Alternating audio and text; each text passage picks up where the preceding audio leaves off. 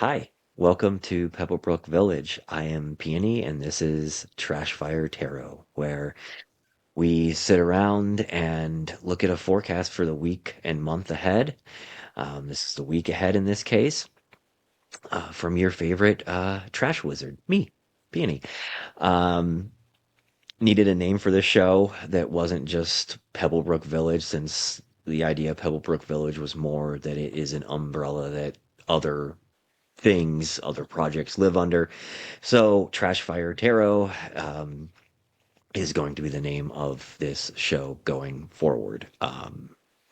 Yeah, so let's go ahead and get started for this. It's the last week of April. Week ends in May 1st. Well, Friday is May 1st. So the next month ahead will be posted on this Friday. But let's look at the week before we get into that. So, the energy for this week, the Hermit. The Hermit. It makes a lot of sense for Taurus season. It makes a lot of sense after coming out of how intense Aries season was, and different levels of intensity for for different people for sure. But I think there was just a general intensity to it, and it doesn't mean that like not intense like bad things, right? Just like a lot of energy, a lot of stuff happening, some of it good, some of it wonderful, maybe depending on, what your Aries season was like. But just there's a lot to sort through and a lot of planetary energy with that huge stellium in Aries. A lot of communication in that fire sign, the cardinal fire sign. So as we are moving into Taurus season,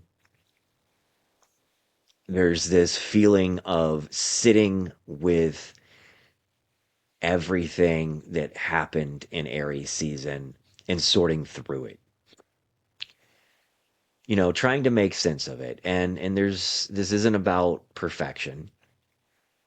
It is very this is very Virgo. This is definitely looking for cracks and going at it with a problem solving kind of mindset. But it's about pulling back too. It's about you during Aries season, there was this spark that started for all of us, and some people may not be aware of it yet. They may not be ready, but there is definitely an initiatory spark during Aries season and preceding Aries season, even with Saturn and Neptune moving into Aries and kind of ushering that kind of new beginning. This seed that was being planted at the world axis point 0 degrees Aries. Um, so right now it's very much about pulling back to observe, to go inward, to seek clarity. Um, it's meditating.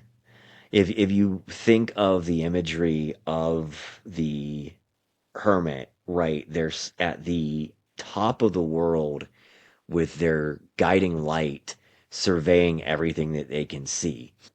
Um, so you can take that literally, and I think it applies to that of somebody kind of climbing the highest peak and like getting a bird's eye view of what is going on. But if metaphorically speaking and spiritually speaking, this could even be a call to kind of have that out of body experience, pull away um, from the noise of screens and social media and change your perspective and sit in that change of perspective and you know observe. What do you see? What do you feel? What thoughts are in your head? This is self-reflection. It is spiritual guidance, withdrawing from distraction, like I said, like screens, social media, um, seeking clarity through solitude and trusting your inner voice. It's very problem solver, healer, therapist type of energy being, you know, um, related to Virgo. And so it's very mercurial. As Uranus is moving into Gemini, I think not only as we go into Taurus and we need to, and it's more about it's about grounding ourselves post Aries energy, but with that huge shift of Uranus moving into um, Gemini, there is this very mercurial energy abound, and um, sit with it.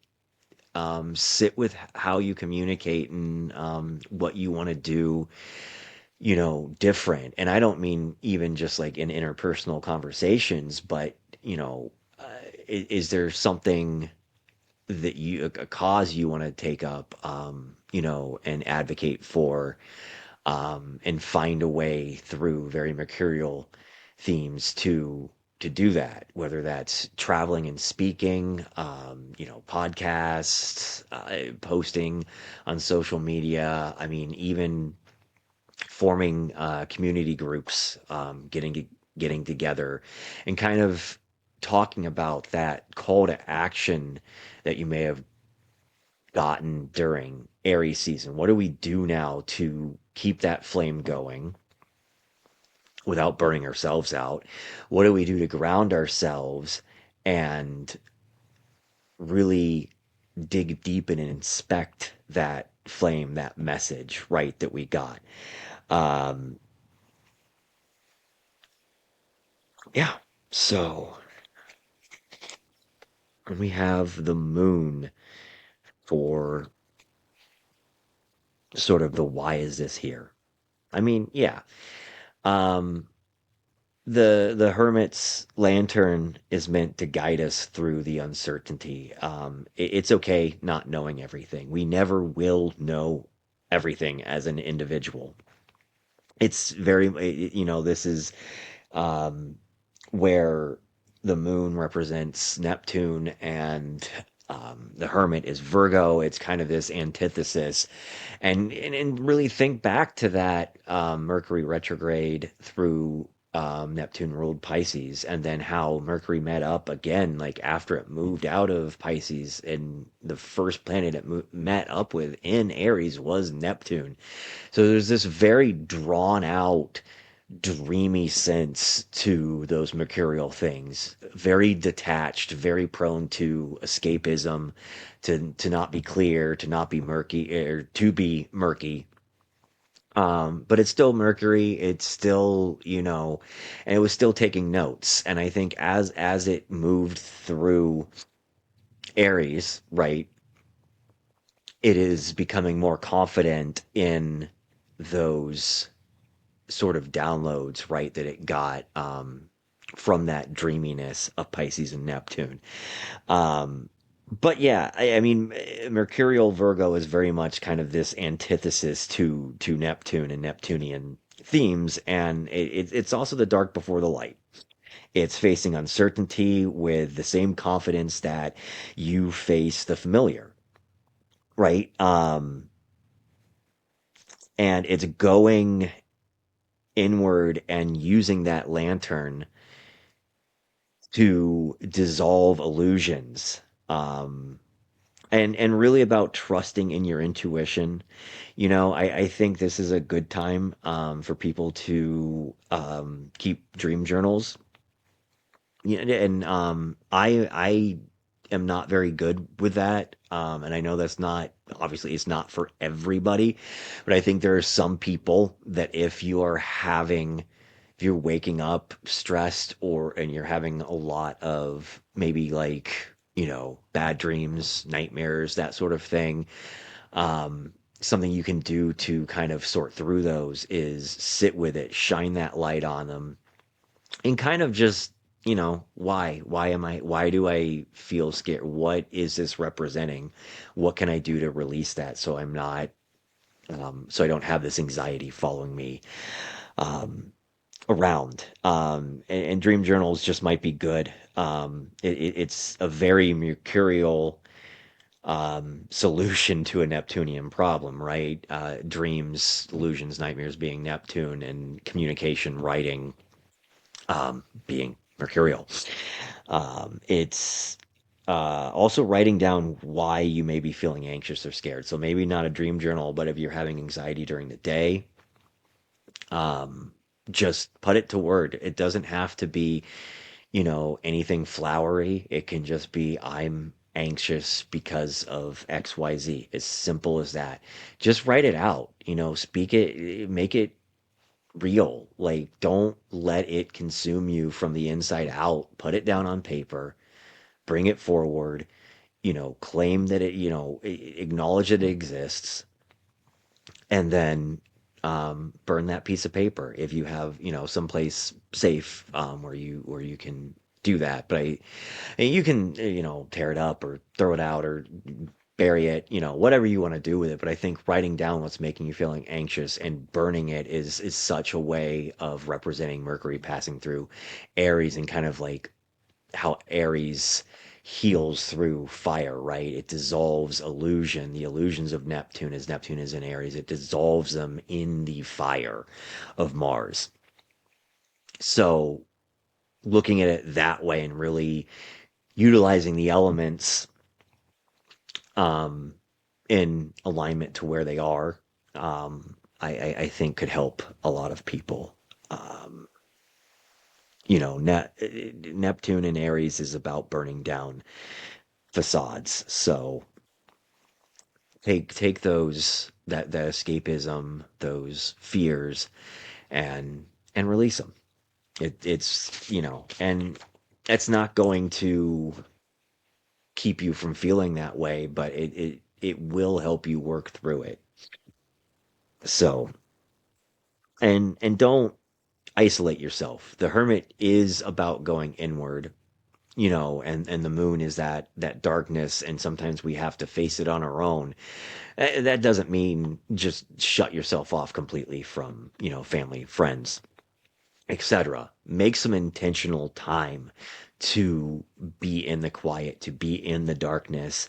Turn off the lights and screens, lay on the floor, have some floor time, put on a record, and just, even if it's, 20 minutes, 15 minutes, close your eyes for a little bit without worrying about what you need to do for other people, without worrying about your responsibilities, your chores, your work, and just lay and just exist and allow yourself to exist without having to have any sort of reasoning for that existing. You are not your productivity.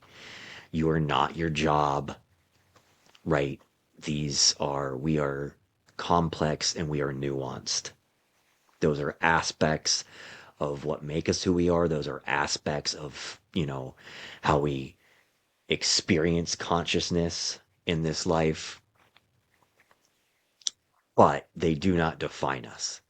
Find that silence where you can exist purely as who you are, and sit in that and figure out why you might be feeling anxious about something, and just address it. It won't hurt you. It's trying to warn you, it's trying to protect you, and we need to take that message, disseminate it as Mercury and Virgo loves to do, and find a solution to it the best that we can. All right. Oh, King of Wands. Can't talk. King of Wands for how do we move through this? Um, this is confidence. This is creative in integrity. This is somebody who that spark from the Ace of Wands, they have kindled that flame and they have maintained it and they have used it to stoke the fires of creativity. They keep that fire burning. They know how to balance it. They know how to do what they need to do in life without burning themselves out. Right. And as we go further into Taurus season, think about what flame was ignited for you during Aries season. What invitation or initiation, right? What creative spark, or even thought that you want to um, do something with in your life. And what are you doing to tend that flame and keeping it from burning out? Right? This is creative authority and magnetic confidence that signifies cardinal energy. It's a doer, it's an initiator that can inspire others by taking decisive action and pursuing long term goals. Don't linger in the shadow of the night. That feeling of anxiety, that feeling of fear, of anger, those are important. We feel those for a reason. We are not meant to be consumed by that. Just as we aren't meant to be consumed by joy. Like we can also you know, be very nostalgic about certain things and cling on to things that are no longer true because they once brought us joy. Nothing lasts forever. Not a single thing. Even the best relationship in the world will end because we all die. We all leave this iteration of ourselves. We all leave this physical plane of Earth at some point. Nothing will last forever, not even the best things in your life, and that is okay. And we have got to, especially, with Taurus season and learning to ground ourselves and the values that Venus taught us as it went through Taurus, the values that Venus taught us as it comforted a tired and exhausted Uranus at 29 degrees Taurus before Uranus is moving in to Gemini. This very lesson of what makes us who we are, what we need, and what we can live without. There's a lot of things that we, partake in that are not necessary. And in sometimes, they're harmful.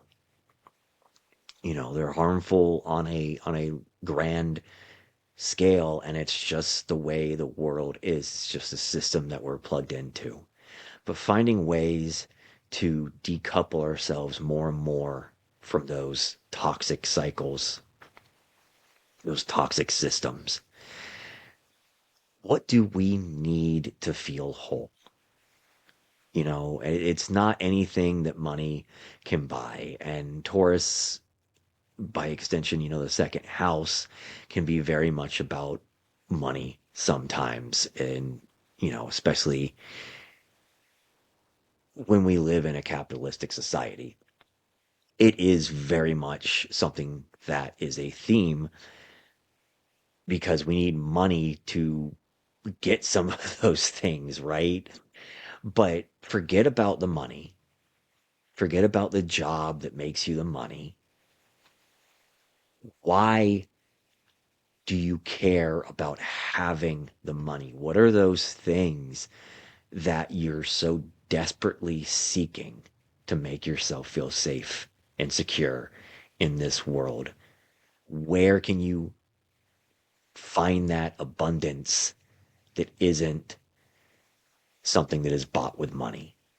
Where are you maybe not putting enough attention in your life with community, friends, loved ones, pull away from the things we consume and spend more time acknowledging the emotional abundance that we have, even when we may not have the physical abundance that we want. So, yeah, I mean, in short, the hermit wants us to shine a light in the darkness, to work through it, to find that confidence to work with the spark that Aries season lit in us. All right, let's see what the clarifier is for this week. I have no thoughts. It would be funny if it was one of the Virgo pentacles. Oop. Ah, it is not. The devil. The devil. This is good. The devil's in the details, right? The devil is Capricorn. It's another earth sign. We've got this sort of trine, grand trine of earth energy going on here with Virgo representation. We're in Taurus season. We have the devil as the clarifier of that represents Capricorn, very Saturnian. Why are we doing the things that those Virgo tendencies drive us to do? Why are we looking at the cracks? Why are we carrying this guiding light with us? It's to find structure. It's to find safety. It's to make sure that we're creating boundaries that respect ourselves and others around us. So use that light of Virgo. Use it to guide you through the darkness with that flame that Aries gave you in Aries season. But don't fall prey to just wallowing in the bad feelings or escapism. It's Taurus. Taurus wants fine sheets, and Taurus wants hikes, and it's very earthy and lovey and Venusian. Remember that and apply that to yourself first. Build a strong emotional base and emotional connection with yourself. Go outside.